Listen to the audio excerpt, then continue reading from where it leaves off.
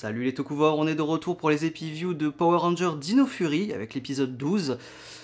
Effectivement, la France a encore une fois l'exclusivité de la fin de la saison, donc on va en profiter.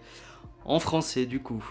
Alors justement, pour ce qui est de cet épisode 12, c'est un filler totalement random, donc pour le retour des épisodes inédits, bof quoi, c'est pas tip top génial. Alors, on a deux choses pour cet épisode. Donc, c'est un épisode sur Izzy, la Ranger verte, qui veut s'améliorer encore plus et qui donc veut faire appel à une coach ultra célèbre, la coach Bella, que je vais m'empresser de surnommer Belle Arnaque, parce qu'effectivement c'est une arnaque. Elle préfère largement l'argent plutôt que ses étudiants, / clients. Et la deuxième chose qui pour moi est un point extrêmement positif mais extrêmement négatif dans cet épisode-là, c'est l'outline des Power Rangers, que les civils peuvent appeler s'ils trouvent un Sporix et tout ça, donc ils appellent les Power Rangers au téléphone. Elle se fait hacker par Slicer, donc très bien, les Rangers ne sont plus prévenus de la découverte des Sporix, mais fallait pas le faire dans cet épisode. Donc fallait consacrer à ça un épisode entier stressant. Il fallait faire, ça y est, donc Mucus et Slicer, ils hackent l'outline, et pendant tout l'épisode, il fallait faire Sporix, tout le temps. Les spammer de Sporix, et qu'ils soient jamais prévenus de ça. Qu'il y ait vraiment une armée de Sporix qui soit répandue à travers toute la ville. Là, t'aurais eu un épisode stressant et une mise en danger, une mise en tension pour les Rangers qui serait devenue insoutenable au bout d'un moment.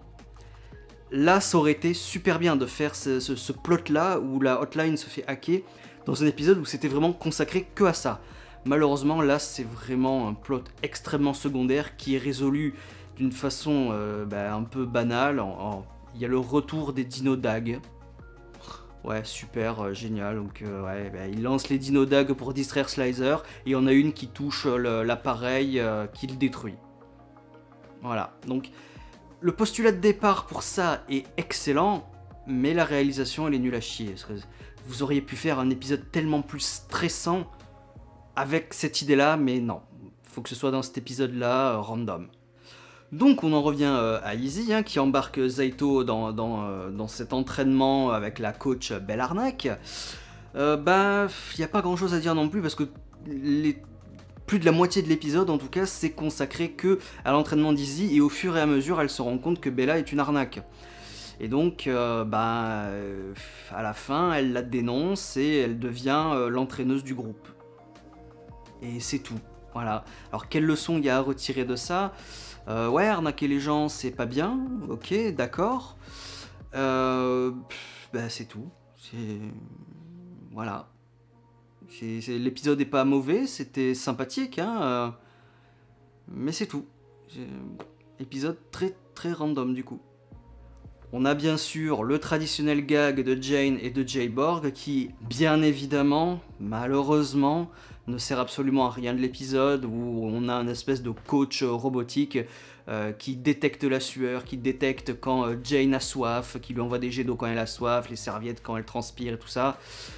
Ça dure 30 secondes, ça ne sert absolument à rien du tout. Voilà, malheureusement encore. Concrètement, de l'épisode, c'est tout ce que j'ai à dire, quoi. Il y a rien d'exceptionnel, Void Knight, le chevalier du néant, Void Knight, ne sert à rien, comme d'habitude, ou presque. Il n'y a pas de super clé, alors que l'épisode d'avant, on a quand même eu l'armure flamboyante, donc là non, pas de super clé du coup. Toujours pas de tease pour Ion, le Ranger doré, donc voilà. Je peux rien dire de plus, c'était un épisode lambda et banal, donc on verra la suite demain. Alors, s'il vous plaît, si vous savez des choses sur l'épisode 13, 14, etc., ne me dites rien. On peut en débattre en commentaire, ça, y a pas de souci, de l'épisode 12. Mais déjà que je me suis fait spoiler un truc majeur qui va bientôt arriver, je veux pas être spoilé davantage. Donc, s'il vous plaît, ne me spoilez pas.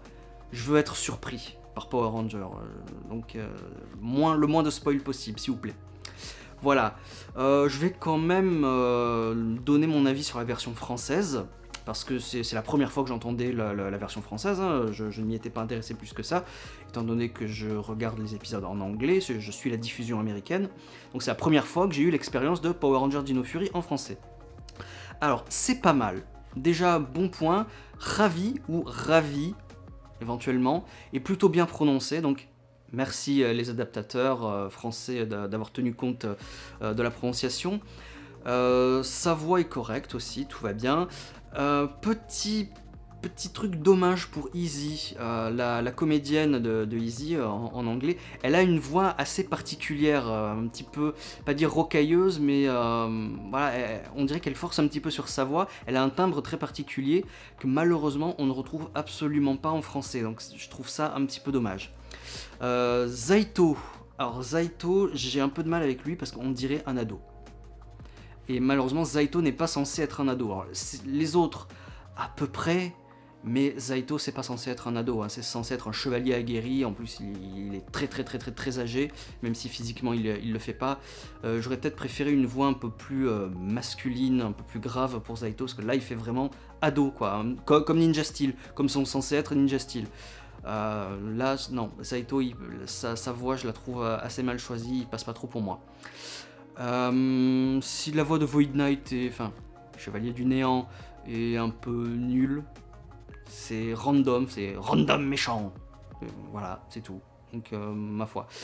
Sinon, les autres, ça va. J'ai pas de remarques particulières à faire sur les autres voix. Voilà, c'était juste un petit peu dommage pour Izzy, qui n'ait pas de timbre particulier. Zaito, qui est trop ado à mon goût. Et Void Knight, qui est trop méchant random à mon goût aussi.